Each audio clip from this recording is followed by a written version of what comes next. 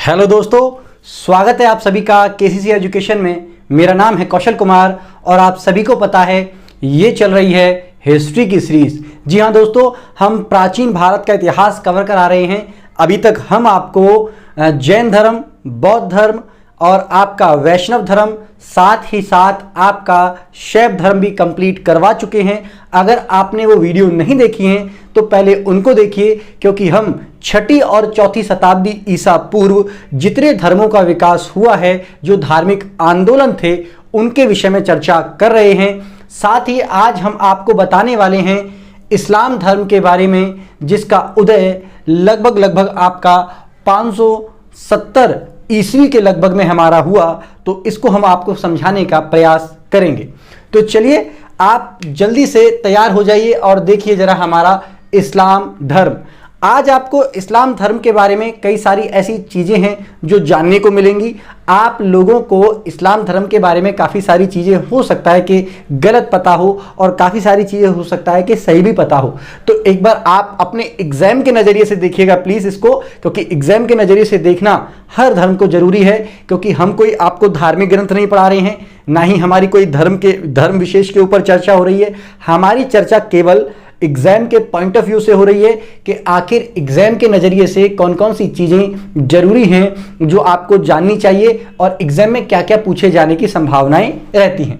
तो चलिए सबसे पहले अगर हम बात करें इस्लाम धर्म की, तो इस्लाम धर्म अगर आप देखेंगे तो इस्लाम अरबी भाषा का एक शब्द है जिसका जो अर्थ है वो होता है शांति, या फिर आपका ईश्वर को समर्पित है ये शब्द। जी हाँ, अपने आप को ईश्वर को समर्पित कर देना या अल्लाह को समर्पित कर देना और शांति व्यवस्था बनाए रखना, यही अच्छा और एक सच्चा इस्लाम होता है, क्योंकि इस्लाम का अर्थ यही है। आगे अगर हम देखें तो इस धर्म के जो प्रवर्तक हैं, यानी कि इस धर्म की स्थापना किसने करी? पैगंबर हजरत मोहम्मद साहब ने इसकी हमारी स्थापना करी है इस्लाम धर्म की। तो ध्यान रखिएगा, अगर हम देखें तो हजरत मोहम्मद साहब का जो जन्म है वो 570 एडी के अंदर, यानी कि 570 ईस्वी के अंदर हुआ। और इनके जो बचपन का नाम था वो था हमारा अल अमीन। जी हाँ, इनके बचपन में इनको अल अमीन नाम से पुकारा जाता था। और बाद में ये कैसे पैगंबर हजरत मोहम्मद साहब बन गए उसकी कहानी भी हम आपको बताने वाले हैं। तो आगे देखिएगा, इनका जो जन्म हुआ था वो मक्का में हुआ था। मक्का आपको पता होगा, मक्का और मदीना ये आपका सऊदी अरब के अंतर्गत हैं, तो प्लीज इसको थोड़ा ध्यान रखिएगा। और इनकी मृत्यु जो हुई थी वो आपका मदीना के अंदर हुई थी। जन्म मक्का में और मृत्यु इनकी मदीना में हुई थी। कब हुई थी? तो 632 ईस्वी में हुई थी, ध्यान रखिएगा। और उस समय पर ये कितने वर्ष के थे? 62 ईयर ओल्ड हमारे ये थे, 62 वर्ष की इनकी आयु थी। अगर इन पिता की बात करें, इनके पिता की, तो इनके पिता का नाम क्या था हमारा? अब्दुल्ला। जी हाँ, इनके पिता का नाम अब्दुल्ला था और इनकी माता का नाम अमीना था। जी हाँ, अमीना। और ये कौन से कबीले से बिलोंग करते थे? मतलब इनके पिताजी और माताजी जो थे वो किस कबीले से बिलोंग करते थे? तो ये संबंधित है हमारे कुरैश एक कबीला था, कुरैश कबीला, और वहां से हमारे ये संबंधित थे। अगर इनकी पत्नी को आप देखोगे तो इनकी जो पत्नी का नाम है वो है आपका खदीजा। जो खदीजा थी वो एक मतलब जो आपके हजरत मोहम्मद साहब हैं ये एक व्यापार करते थे। तो व्यापार करते समय जिनके जो एक व्यापारिक जो मित्र थे, उनकी एक पत्नी थी जिनका नाम था हमारा क्या? खदीजा। बाद में जब उनकी मृत्यु हो गई तो ये विधवा हो गई और इन्हीं से हजरत मोहम्मद साहब ने विवाह कर लिया। आई होप आपको इतना समझ में आया होगा। तो आगे देखिए, धार्मिक ग्रंथ अगर देखें मुस्लिम का या इस्लाम धर्म में, तो धार्मिक ग्रंथ हमारा क्या है? कुरान है। अगर इस कुरान को आप देखोगे तो इसमें हमारे 114 हमारे अध्याय हैं। कितने अध्याय हैं? 114 अध्याय हैं और 6666 इसमें हमारी आयतें हैं। तो ये पूरा का पूरा हमारा कुरान को डिवाइड किया गया है।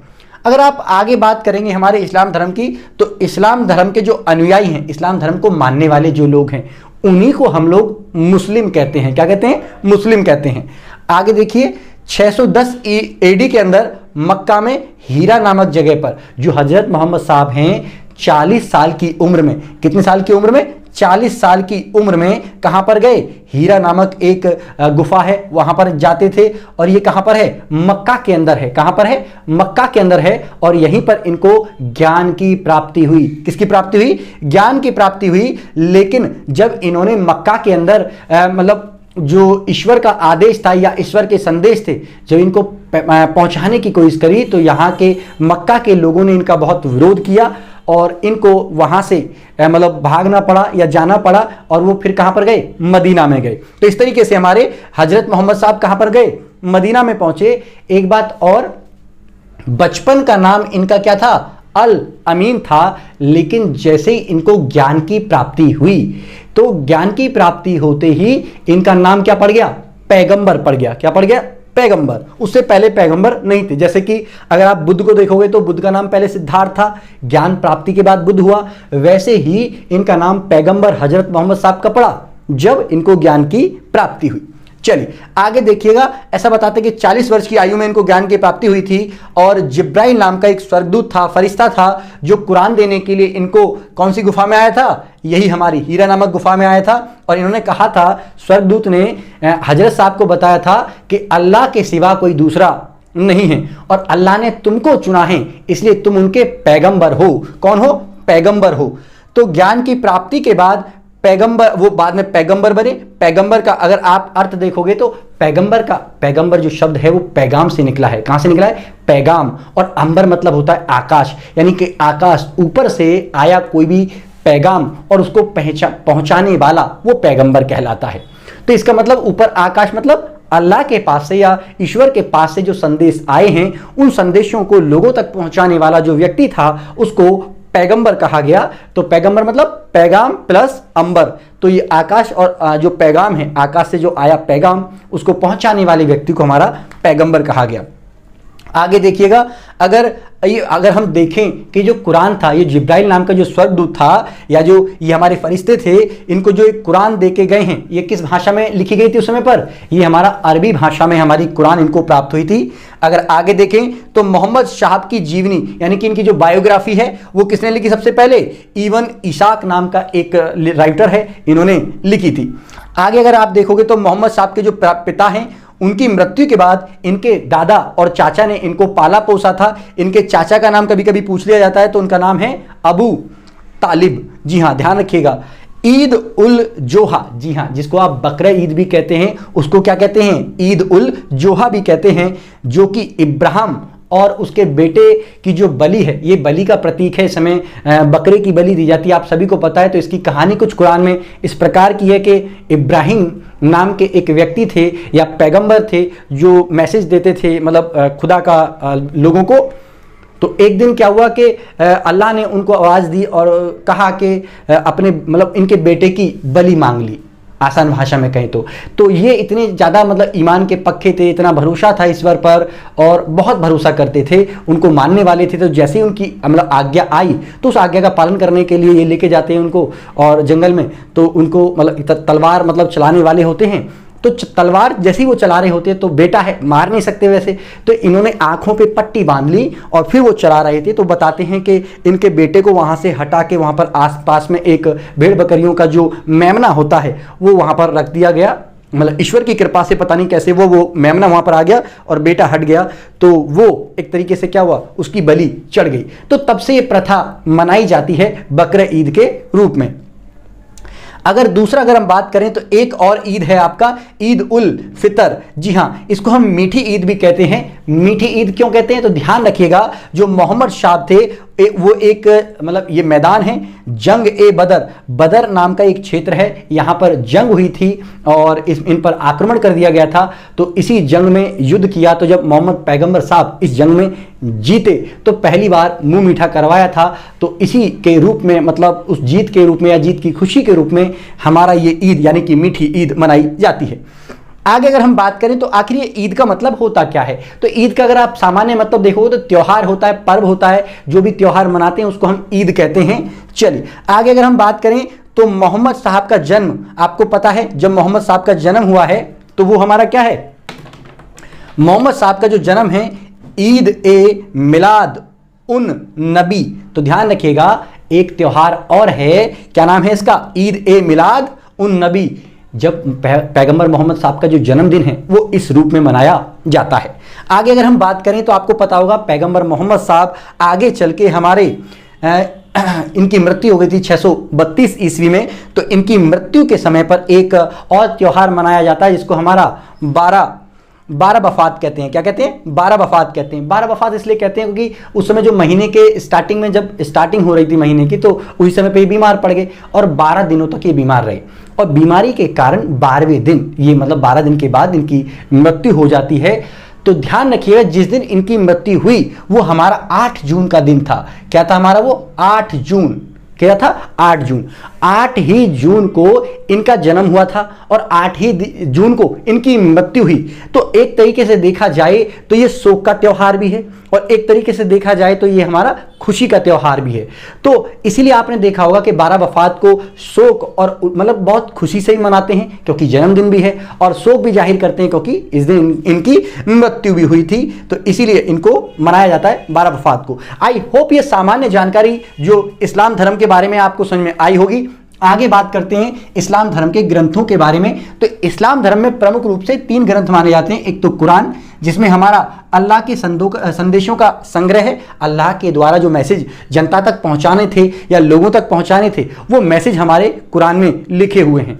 दूसरा अगर हम बात करें तो वो है हमारा सुन्नत। सुन्नत में क्या है कि पैगंबर मोहम्मद साहब ने जितने भी कार्य किए हैं उन कार्यों का संग्रह क्या कहलाता है? सुन्नत कहलाता है, उसमें उसका वर्णन है। और एक है आपका हसीद। क्या है? हसीद। ये पैगंबर मोहम्मद के द्वारा जितने भी उपदेश दिए गए हैं उन उपदेशों का पूरा वर्णन या संग्रह है, इन्हीं को कहा जाता है हमारा क्या? हसीद। चलिए इस्लाम धर्म की अगर मान्यताओं के बारे में देखें कि क्या मान्यताएं हैं, तो ये जो है हमारा धर्म ऐसा है जो एक ईश्वरवादी है, एक ईश्वर को मानता है और ये मानता है कि ईश्वर निराकार होता है, यानी कि ईश्वर का कोई आकार नहीं होता है, इसलिए मूर्ति पूजा में ये बिलीव नहीं करते हैं।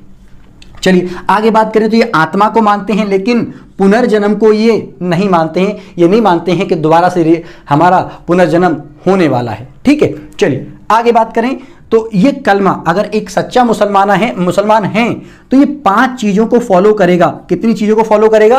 5 चीजों को जरूर फॉलो करेगा। प्लीज इस चीज को थोड़ा सा हमारा ध्यान रखिएगा। 4 चीजों को फॉलो करता है। एक है हमारा कलमा। कलमा का मतलब क्या है? ईश्वर और उसकी बातों में वो विश्वास रखता है। कलमे का मतलब है एक तरीके से जैसे कि हिंदू में मंत्र कहते हैं, इसमें हमारा कलमा कहते हैं। तो ईश्वर और ईश्वर के जो द्वारा दिए गए मंत्र हैं या बातें हैं उन पर विश्वास करने को ही कलमा कहा जाता है। आगे बात करें तो रोजा, आपको पता ही है, व्रत या उपवास ये रोजे रखते हैं, आपको पता ही होगा। तो मतलब जब रमजान आते हैं तो रमजान के मौसम में ये क्या रखते हैं या उस समय में ये रोजे रखते हैं, व्रत रखते हैं, उपवास करते हैं। और नमाज, जी हाँ, नमाज का मतलब होता है प्रार्थना, ईश्वर की आराधना भी की जाती है। तो यहाँ पर क्या करते हैं? नमाज करते हैं। एक सच्चा मुसलमान ऐसा बताते हैं इस धर्म के अनुसार कि वो 5 टाइप की नमाज पर डे हमारा अदा करता है। एक नमाज होती है जिसको हमारा फजर की नमाज कहते हैं, जो कि हमारा कितने बजे? 4 बजे, मतलब मॉर्निंग की ये नमाज है, सुबह की नमाज है। एक जोहर की नमाज होती है जो दोपहर की नमाज होती है। एक असर की नमाज होती है जो शाम की नमाज होती है। और एक हमारा मगरिब की नमाज भी होती है जो हमारी 6 से 7 के बीच में होती है। और एक 7 से 8 के बीच में हमारी ईसा। ये हमारी 5 नमाज होती हैं। इन 5 नमाजों को अदा करता है एक सच्चा मुसलमान, ऐसा बताते हैं कि पर डे इस नियमों को वो फॉलो करता है। साथ ही अगर बात करें तो जकात का कर भी अदा करता है या जकात कर भी वो देता है। जकात का कर का मतलब है कि जितने भी उनकी जो हमारी एक तरीके से क्या है कहानी है, कमाई है, उस कमाई का वो 10वां हिस्सा दान करता है ताकि जो गरीब और मसलूम भाई हैं उनकी हेल्प की जा सके, ऐसा इस्लाम धर्म का मानना है। चलिए आगे अगर हम बात करें तो जकात को लेके कुछ, अगर कर को टैक्स को लेके बात आई है तो हम बताते हैं कि शरीयत में कितने प्रकार के करों के बारे में जिक्र किया गया है। शरीयत में हमारे पहला प्रकार का जो कर है वो जकात है, जो कि मुस्लिमों पे लगाया जाता है, जिसके बारे में मैंने अभी चर्चा करी। और दूसरा है हमारा खराज। खराज जो है आपका भू राजस्व कर होता है, भूमि पर वसूले जाने वाला ये कर होता है। और एक होता हमारा खुम्स, ये लूट में प्राप्त किया गया धन है और इसके 2 हिस्से होते हैं, जिसमें से 4/5 भाग तो हमारा सेना को मिलता है और 1/5 भाग राजा के पास आता है। एक और कर है हमारा कौन सा? जजिया कर। इसके बारे में आप जान लीजिए क्योंकि जजिया कर आपसे पूछा जा सकता है। मध्यकालीन भारत में भी जजिया कर के बारे में हम डिस्कशन करेंगे। तो जजिया कर क्या है? ऐसा कर जो गैर मुस्लिमों पर लगाया जाता है, यानी कि ऐसे लोग जो मुस्लिम नहीं हैं उन पर ये आरोपित किया जाता है। इसी को जजिया कर कहा जाता है। और ये जजिया कर मतलब ऐसा शरीयत में नियम है कि बच्चों पर, महिलाओं पर, ब्राह्मणों पर और दासों पर ये आरोपित नहीं किया जाएगा, ऐसा ये कर माना जाता है। अगर आगे बात करें हमारा, तो पैगंबर की मृत्यु के बाद यहां पर जो संप्रदायों का विकास हुआ है, ये दो संप्रदाय हमारे सामने निकल के आते हैं। एक संप्रदाय है शिया। जो शिया मुसलमान होते हैं वो हजरत अली को फॉलो करते हैं और इनके अनुयायी होते हैं। दूसरे रहते हैं सुन्नी, जो कि पैगंबर मोहम्मद साहब के अनुयायी होते हैं। तो इनमें अंतर क्या है? इनमें कुछ इतना अंतर है कि पैगंबर मोहम्मद साहब की जब मृत्यु हो गई तो इनके जो वंशज बचे उनको खलीफा नाम दिया गया। और ये जो खलीफा थे, मतलब यही अब आगे राजगद्दी को संभालेंगे या इस धर्म की बागदौड़ को संभालेंगे आगे प्रचार प्रसार के लिए। तो प्रमुख रूप से वो 4 खलीफा थे, जिसमें एक तो आपका अबू बकर, उमर, उस्मान और अली, ये हमारे थे। तो ध्यान रखिएगा, जो सुन्नी वाले हैं ये तो इन चारों को एक साथ मानते हैं। ध्यान रखिएगा, जो सुन्नी मुसलमान हैं वो इन चारों खलीफाओं पे बिलीव करते हैं, जबकि जो शिया मुसलमान हैं मानते हैं कि स्टार्टिंग के जो हमारे खलीफा हैं वो उनको अवैध खलीफा मानते हैं। एक तरीके से वो मानते हैं कि ये इनके क्या थे, ये दामाद थे अली, और अली को ही क्या मानते हैं, ये अपना पहला पैगंबर मान के चलते हैं मोहम्मद हजरत साहब के बाद। तो वो उनको फॉलो करते हैं, उनके नियमों को। आगे बात करें तो अली के पुत्र, मैंने बता दिया अली के पुत्र कौन थे, हसन और आपका हुसैन, ये इनके पुत्र थे। आगे चल के आप देखोगे तो इनकी मृत्यु हो जाती है। कहां पर? एक युद्ध होता है, वो हमारा करवाल का युद्ध होता है। और जो करवाल का युद्ध है उसमें इनकी मृत्यु हो जाती है। इसी उपलक्ष्य में आपको पता होगा मुहर्रम जो मनाए जाते हैं, मुहर्रम इन्हीं की मृत्यु के शोक के रूप में मनाए जाते हैं। तो आई होप आपको इस्लाम धर्म के बारे में जितनी भी जानकारी है समझ में आई होंगी। और अगर आपको वीडियो पसंद आ रही है तो प्लीज़ यार वीडियो को लाइक जरूर करा करो। और आपका मैंने बता दिया, जो भी डाउट है, आपकी जो भी एडवाइस है, प्लीज़ कमेंट बॉक्स के अंतर्गत एक कमेंट जरूर छोड़ के जाया करें, वीडियो को लाइक जरूर करा करें और अपने दोस्तों को शेयर करा करें। अगर आपको लग रहा है कि अच्छा कंटेंट है, अच्छा समझा रहे हैं और आपके काम की चीज़ है, तो प्लीज़ शेयर जरूर करा करो वीडियो को, ताकि आप जितना शेयर करोगे, जितना लाइक करोगे तो हमारा मोटिवेशन बढ़ेगा। और हो सकता है कि कि हम आपको और बेहतर से बेहतर कंटेंट लेके आएँ। नॉट ओनली हिस्ट्री के साथ साथ हम जो हमारे बीच में अधूरी रह गई थी ज्योग्राफी की सीरीज, उसको भी हम दोबारा से प्रारंभ कर सकें। मिलते हैं नेक्स्ट वीडियो में, तब तक के लिए थैंक यू। जय हिंद, जय भारत।